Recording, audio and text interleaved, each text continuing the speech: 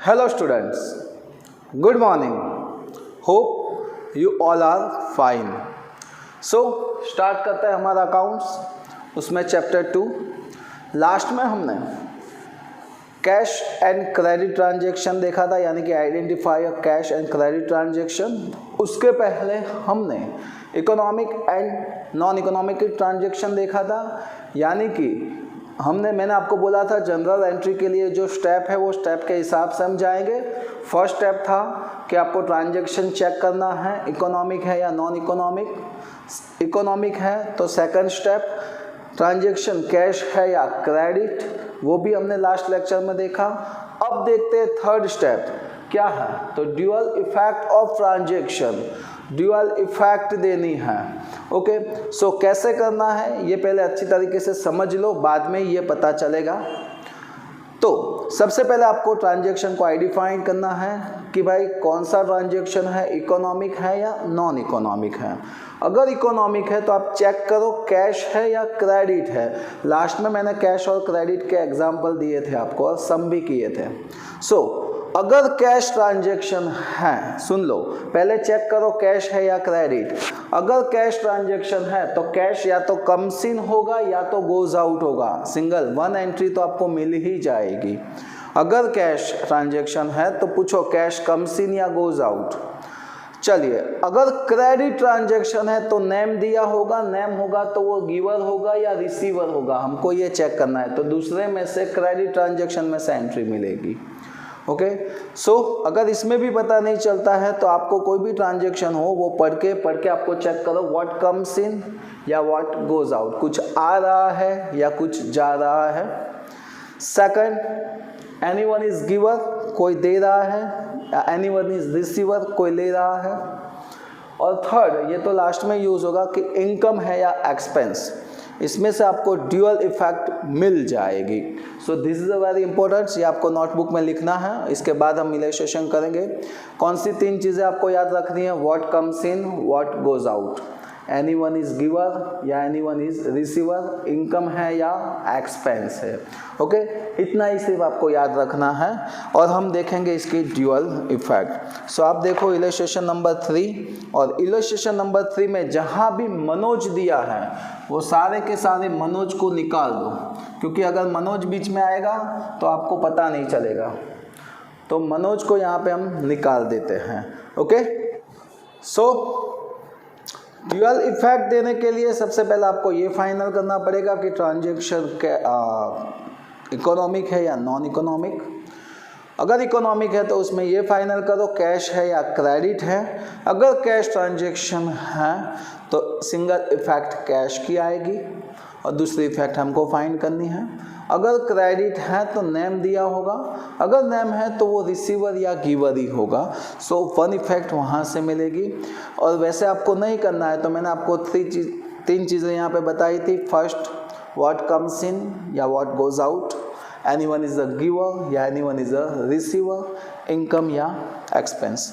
तो illustration number 3 हम कर रहे हैं। नंबर 3 में यहाँ पे जो मनोज दिया हुआ है वो मनोज को निकाल दो, क्योंकि वहाँ मनोज रहेगा तो आपको दिक्कत रहेगी। सर मनोज को क्यों निकालना है, क्योंकि Manoj is a owner of the business, वो ओनर है बिजनेस का, इसके लिए उसका नाम लिखने की ज़रूरत नहीं है यहाँ पे।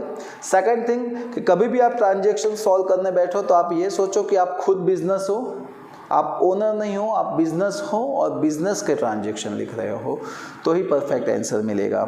सो यहाँ पे मैं कुछ ट्रांजैक्शन बता रहा हूँ जिसमें मनोज है, उसमें मनोज पे क्रॉस लगा दो। फर्स्ट में मनोज दिया है, थर्ड ट्रांजैक्शन में दिया है, फोर्थ ट्रांजैक्शन में है, 6 में है एंड लास्ट वन 9 में है। ओके, सो इतने ट्रांजैक्शन में मनोज दिया है, उसको हम निकाल देंगे। चलिए देखते हैं अब ड्यूअल इफेक्ट कैसे करनी है। Commences business with introduction with capital of ₹20,000, यानी कि मनोज 20,000 रुपीज़ लाया और बिजनेस स्टार्ट किया। तो चलिए, दिस इज अ कैश या क्रेडिट। सो 20,000 रुपीज़ मनोज लाया है तो कैश में ही लाया होगा, राइट। सो कैश ट्रांजैक्शन, और कैश बिजनेस में क्या है, आ रहा है। सो लिखेंगे कैश कम्स इन।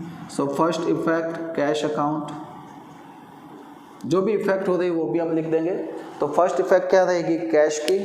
ओके, कौन दे रहा है, चलो कैश आया तो कहाँ से आया, किसने दिया, सो ओनर ने सर। सो ओनर इज क्या हुआ, गिवर। अगर ओनर कुछ भी देता है तो उसको क्या बोलते हैं, कैपिटल। सो दूसरी इफेक्ट क्या रहेगी यहाँ पे, capital account. Hope you all are understand. जैसे जैसे आगे बढ़ेंगे ज़्यादा पता चलता जाएगा। Number second, the account is open with the State Bank of India by depositing ₹40,000। Bank में 40,000 रुपीज हमने डिपॉजिट किया और अकाउंट ओपन किया, राइट। सो पहले तो ये बताओ, कैश या credit transaction, sir bank word है ना, so this is a cash transaction, right. चलिए कैश ट्रांजेक्शन है तो बोलो कैश कम्स इन या गोज आउट, तो सर कैश हमने बैंक में डिपॉजिट किया है, so cash goes out. So first effect cash account. चलिए कैश गोज आउट हो गया। दूसरा, कुछ कम्स इन हो रहा है, नहीं सर, कोई रिसीवर या गिवर, हाँ सर बैंक में रिसीव किया, बैंक में दिया है, सो बैंक इज रिसीवर, तो लिखो बैंक इज रिसीवर। सो दूसरी इफेक्ट रहेगी बैंक अकाउंट, हो गई dual effect. Number 3, purchase goods ₹3,000 from Bharti बहन। सो भारती बहन के पास से हमने 3,000 का गुड्स परचेस किया है, तो पहले फाइनल कीजिए, कैश, बैंक, चेक, ऐसा कोई पेड, रिसीव, ऐसा कोई वर्ड है नहीं है। ओके, तो चेक कीजिए, नेम दिया है, किसी का नेम है, हाँ सर यहाँ पे भारती बहन दिया है, नेम है। सो अगर नेम दिया है, so this is a credit transaction. अगर क्रेडिट ट्रांजेक्शन होता है तो जिसका नाम है उसको लिखो पहले, भारती बहन। अब चेक करो रिसीवर है या गिवर, तो purchase goods of ₹3,000 from Bharti बहन। भारती बहन के पास से हमने गुड्स परचेस किया है, इसका मीनिंग ये हुआ कि भारती बहन ने हमको दिया, तो भारती बहन is giver. So first effect Bharti बहन अकाउंट। सेकंड देखते हैं, भारती बहन ने हमको दिया, तो सर क्या दिया, व्हाट कम्स इन, तो goods comes in sir. So second effect purchase किया है and goods comes in, so purchase account.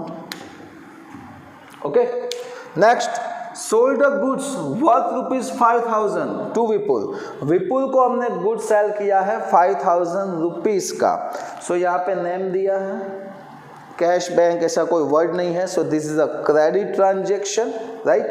Credit है तो सबसे पहले नाम दिया है उसको लिखो, क्या नाम है, विपुल। चलिए फाइनल कीजिए, विपुल इज अ रिसीवर या गिवर, तो विपुल को हमने गुड सेल किया है, सो विपुल ने वो रिसीव किया है, so Vipul is a receiver. Vipul receiver है तो first entry Vipul account. Second, क्या रिसीव किया उसने, गुड्स, तो हमने गुड्स सेल किया है तो गुड्स गोज आउट होगा, सो लिखेंगे गुड्स गोज आउट। तो सेकंड एंट्री होगी सेल्स किया है, इसीलिए गुड्स गोज आउट है, so sales account. Hope you all are understand, पता चल रहा होगा। Next, goods sold worth ₹2,000 for cash. हमने 2,000 का गुड्स कैश में सेल किया है, राइट। सो यहाँ पे देखते हैं, कैश है, कैश ट्रांजेक्शन है तो पहले लिख दो कैश। अब देखो यहाँ पे हमने गुड्स सेल किया है, सामने से हमको कैश मिला है, तो क्या हुआ, कैश आया एंड गुड्स गया, so cash comes in and second goods goes out. So cash comes in, so cash account, and goods हमने सोल्ड किया है तो सेल्स अकाउंट। इजी। नेक्स्ट क्या बोला है, purchase of furniture worth ₹1,500। Furniture purchase किया 1,500 का, तो पहले फाइनल कीजिए, कैश है या credit, cash, cheque, bank, receive, paid, ऐसा कोई वर्ड है नहीं है सर। ओके, किसी का नाम भी दिया है, वो भी नहीं है सर। अगर नाम भी नहीं है तो this is a cash transaction, right, तो लिखो कैश। अब सोचो, हमने फर्नीचर परचेस किया, सामने कैश दिया, सो कैश कम्स इन या goes out, sir goes out. Cash goes out, सामने क्या आया, फर्नीचर कम्स इन। चलो हो गया दोनों इफेक्ट, तो कैश अकाउंट एंड दूसरा furniture account. Easy.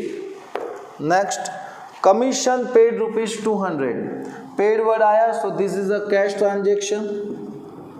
Cash paid किया सो गोज आउट, यानी कि कैश अकाउंट। अब देखो कुछ आया बिजनेस में, सर कमीशन आया, कमीशन आता नहीं है, इससे सर्विस है, हम देते हैं या मिलती हैं। ओके, सो कुछ भी आया नहीं है बिजनेस में, गुड्स आता है, फर्नीचर आता है, ऐसा कुछ हम परचेस करते हैं तो आता है। ओके, कमीशन सैलरी ऐसा कुछ आता या जाता नहीं है, उसको एक्सपेंस या इनकम बोला जाता है। तो कैश गोज आउट, क्यों गई कैश? सर हमने कमीशन पेड किया है, कमीशन पेड किया, सो कमीशन को क्या बोलेंगे हम? एक्सपेंस बोलेंगे, क्योंकि यहाँ पे रिसीवर या गिवर किसी का नाम भी नहीं दिया है, तो लिखेंगे कमीशन पेड किया है, सो commission is an expense. So second entry होगी कमीशन अकाउंट। ओके, नेक्स्ट उसके बाद आगे बढ़ते हैं। विपुल रिटर्न गुड्स वर्थ ₹200, विपुल ने 200 का गुड्स हमको रिटर्न किया। सो यहाँ पे नेम दिया है, तो पहले लिखेंगे विपुल्स अकाउंट। विपुल ने हमको दिया है, so Vipul is a giver, so Vipul account. चलिए क्या दिया उसने? गुड्स दिया सर, तो गुड्स कम्स इन। सो क्या हुआ? गुड्स रिटर्न आ रहा है। कौन सा गुड्स रिटर्न आएगा? सेल्स किया हुआ, तो sales return account. Clear? Hope you all are understand. चलिए और आगे बढ़ते हैं।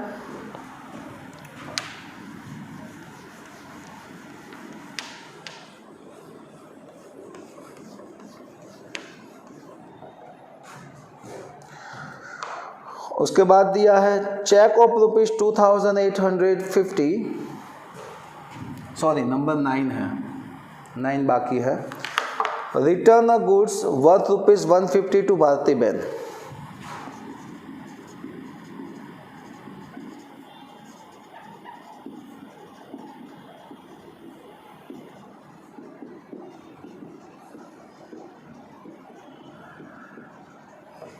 हमने भारती बेन को गुड्स रिटर्न किया है। किसको दिया है हमने? भारती बेन को दिया है। चलिए यहाँ पे नाम दिया है, so this is a credit transaction, जिसका भी नाम है उसको पकड़ो। सो लिखो भारती बेन इज क्या है? भारती बेन को हमने रिटर्न किया है, so Bharti ben is a receiver. So first entry Bharti ben account. चलिए क्या रिसीव किया उसने? गुड्स, यानी कि हमारे पास से गुड्स गया, सो गुड्स गोज आउट। चलिए हमने रिटर्न किया है, तो हम कब रिटर्न करते हैं? तो परचेस किया हुआ गुड्स रिटर्न करते हैं, तो purchase return account. Okay, next number 10, cheque of ₹2850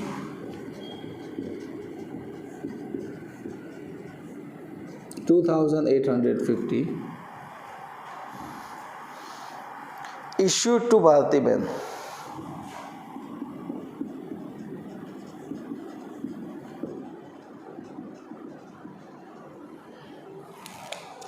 चलिए यहाँ पे हमने क्या किया है?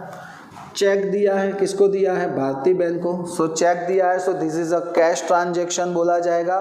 बट चेक दिया है तो यहाँ पे हम पैसे बैंक से दे रहे हैं, बट अभी नॉर्मली बैंक, यहाँ पे बैंक लिखा है बुक में, बट आपको ये पता नहीं चलेगा, इसीलिए हम इसको कैश में कन्वर्ट करते हैं। चेक दिया है हमने, so this is a cash transaction, लिखा कैश। कैश कम्स इन या गोज आउट? कैश या बैंक लिखो चलेगा, goes out. So first cash या फिर bank account, and Bharti Ben को दिया है, so Bharti ben is a receiver. So second entry होगी भारती बेन अकाउंट।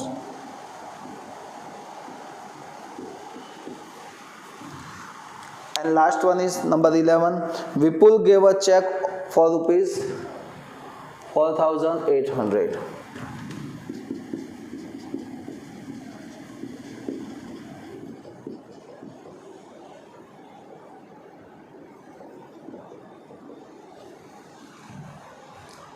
₹4,800. विपुल ने हमको चेक दिया है, so this is a cheque word है, so this is a cash transaction. So यहाँ पे लिखेंगे कैश, या चेक है सो बैंक आएगा, बट हम लिखेंगे कैश या बैंक. कम्स इन हो रहा है ना, हमारे पास आ रहा है, उसने दिया तो कम्स इन, सो यहाँ पे होगा कैश या बैंक अकाउंट. और किसने दिया? Vipul, so Vipul is a giver, so second entry होगी विपुल अकाउंट. सो ये थी आपकी dual effect. Step number 3. First था economic and non economical transaction. Second क्या था? तो सेकंड एंट्री थी कैश या क्रेडिट ट्रांजेक्शन. थर्ड था ड्यूअल इफेक्ट्स. एंड नंबर 4 देखते हैं टाइप ऑफ अकाउंट्स, बट वो देखेंगे नेक्स्ट लेक्चर्स में. सो तब तक के लिए जय हिंद, जय भारत.